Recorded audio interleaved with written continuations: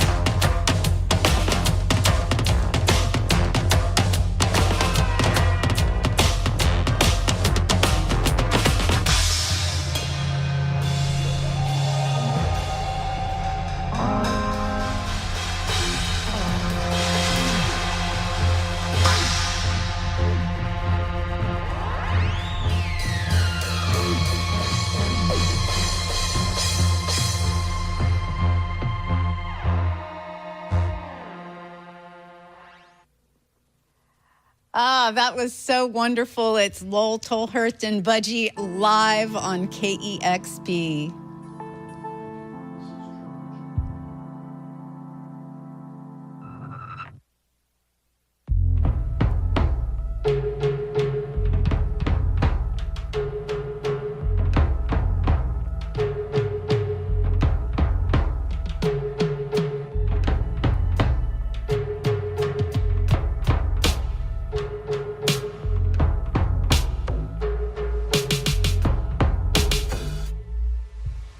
Disclaim theories, Emmanuel series, hotel lounges, and red shoe diaries. Someone found these in dudes' clogged arteries. Bad reports from escorts, don't bother me.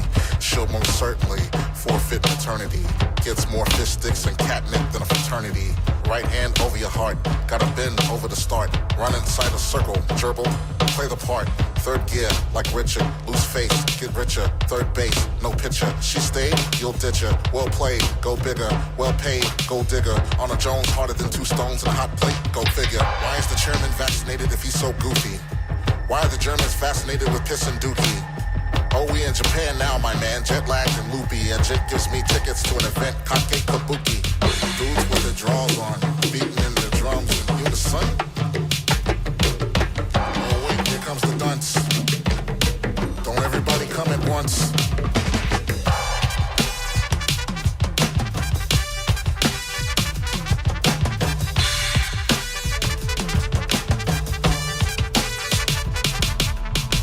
Been here 30 days, took a breath in the depth of the sea, cleansing my dirty ways. Elizabeth did the best with a stress teasing with a flirty face. Back in the early days, she'd have gagged with a knock and the moth looking crack of a slag looking God prophesizing a man looking moth and in her girly face. Calling her dirty names due to her worldly ways.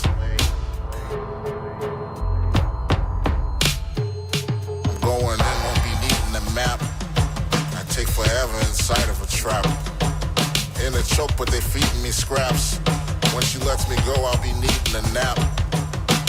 I'm still wearing a cap, but when I use my tongue, don't run. I swear you're a brat. No fun to be chasing the cat as you use atomic dogs pissing on your welcome mat. Fathom that. Moaning like Bobby Timmons. Watching the wife of Gene Simmons. Tweeds lemons. Eating popcorn to soft porn.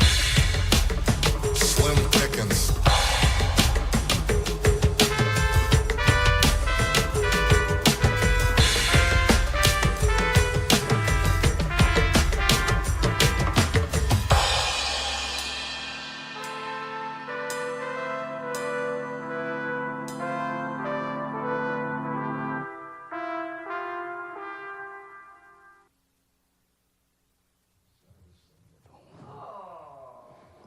That's what makes it beautiful.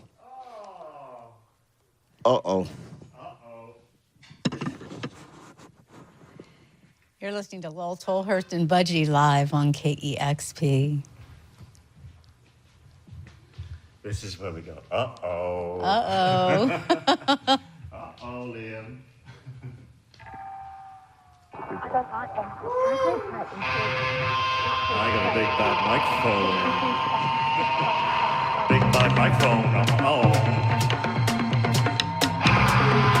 Slither hither.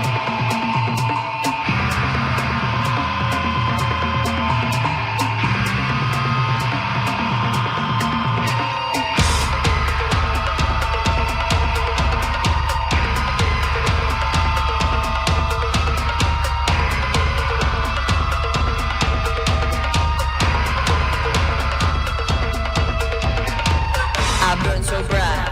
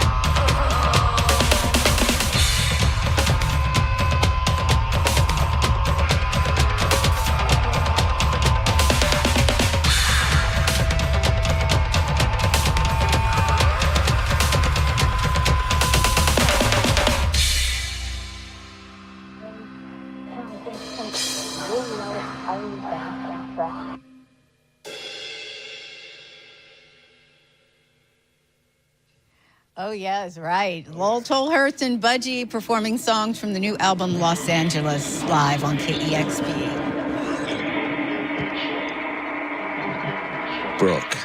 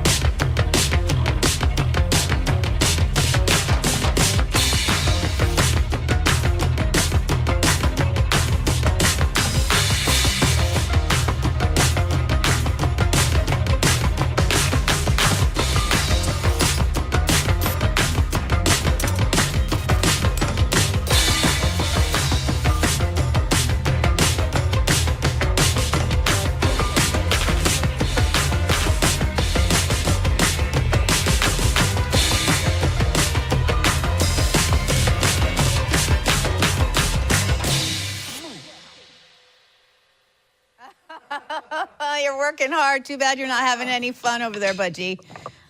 All the fun. All the fun to be had today. Lowell Tolhurst and Budgie live on KEXP. Those 4 songs from the fabulous album Los Angeles, which came out in November. Love, love, love it. And what's next? Is Robert coming in? No, he can't make it today. Oh, why can't he's always in bed? Ah.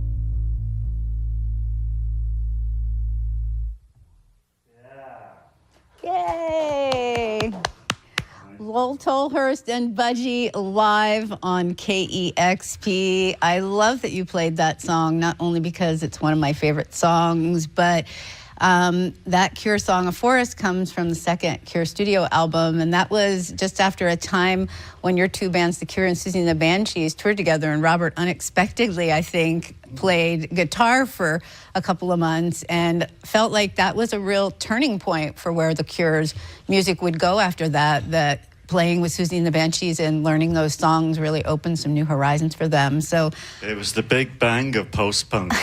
it certainly was. And look where we are almost 45 years later. It is. Hey, I'm right there with you, by the way. And I have to say, it is so very exciting to have you two in this room playing drums together. I'm just such a longtime fan. And it's just incredible. I know your relationship, as we just mentioned, goes back decades to the late 70s when you were on tour together. And I'm curious to know, I know you have a podcast that you started in 2021, but listening to this record, it's apparent that you both approach making music with a wonderful sense of curiosity. So how did this project get started? Long. Okay, you have to give me the mic then. It's got echo on it. Well, mainly, like you said, curiosity, that's the key word. We were talking with our friend Jackknife Lee, and he said, what is the job of the musician? The job of the musician is discovery, right? So we would go to his house every day, drink coffee, listen to records, and then we'd just discover. And that's where it came out of, like, a month of that, really.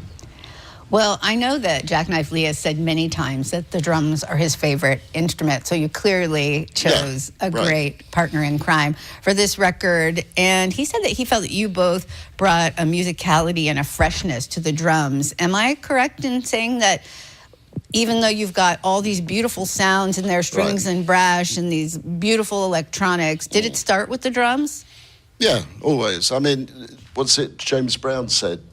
All music's drums, And it's true. It's the beginning of all kinds of music. So rhythm, when you listen to a record, what do you hear? You hear the rhythm and the voice. That's it, There was a curious working process. Lal had prepared a lot of loops while I was probably preparing another visa to travel from Berlin to Los Angeles.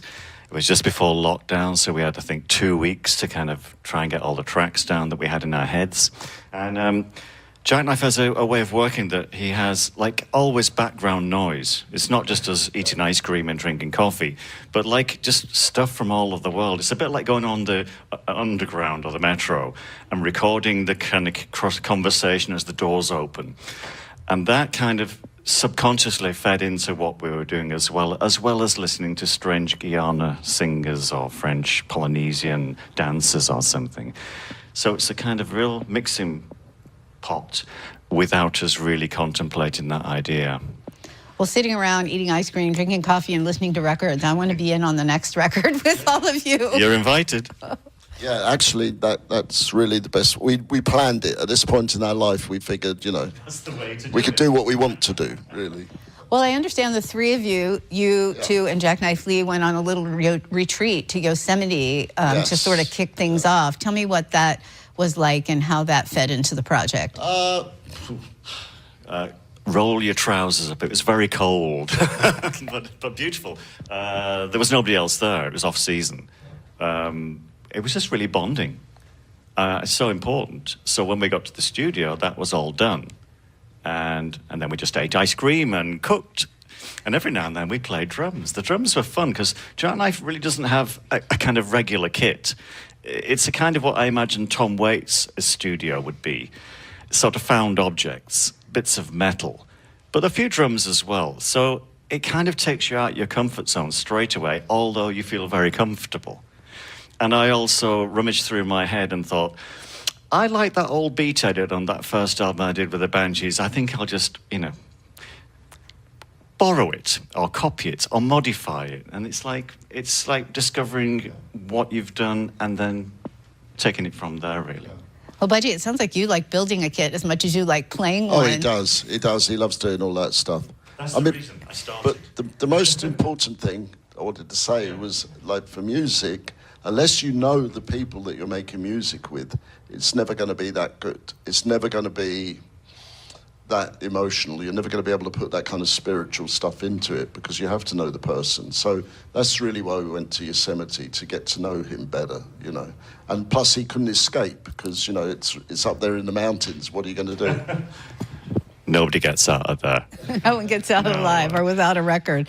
Yeah. Well, I thought I had read that you had initially thought this might be an instrumental record, but it's anything but. The collaborators on it are so impressive. A couple of songs from James Murphy of LCD Sound System we just heard. I love that track, Travel Channel with Pan Amsterdam, and Errol DeWild is on a song. Our good friend Isaac Brock. Isaac Brock's on there. Yeah. And also Bobby Gillespie of Primal Scream's on 3 songs on the album. The list just goes on and on. Lonnie Hawley, who I absolutely love. So how did Voices work its way into this record? As you say, it was going to be an instrumental project akin to maybe the closest we got to was Brian Eno and David Byrne, Bush of Ghosts, so kind of reference point. But it quickly, we were just messing around, and then lockdown came along. I left on that 12th of March 2020. LAX was empty, which is great. But it's a bit sad to be going. But we had the idea of who would we, if we had singers, who would we like? And the list was long straight away. A lot of people were kind of going, I'm not sure I want to be out right now. I don't want to come to a studio. And then Bobby came in, and he didn't just, we'd sent him 3 tracks, maybe the idea he might shine to 1.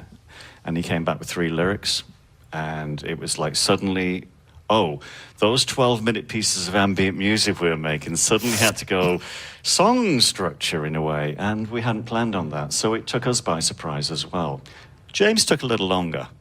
Yeah, James, I had to threaten to come and visit him in Brooklyn and sit with him while he finished it, because he said yes straight away. He's in town. But, yeah, you know, I just had to go and say, well, okay, I'll come and sit with you. He goes, okay, I'll have it done next week. So he did, but he's great. I think really the other thing was, apart from one song where we did the lyrics, the rest of it we just gave them the idea, okay, this is what it's about, this is where we've done it, write something that fits, and they all did. They all slotted right into the right thing.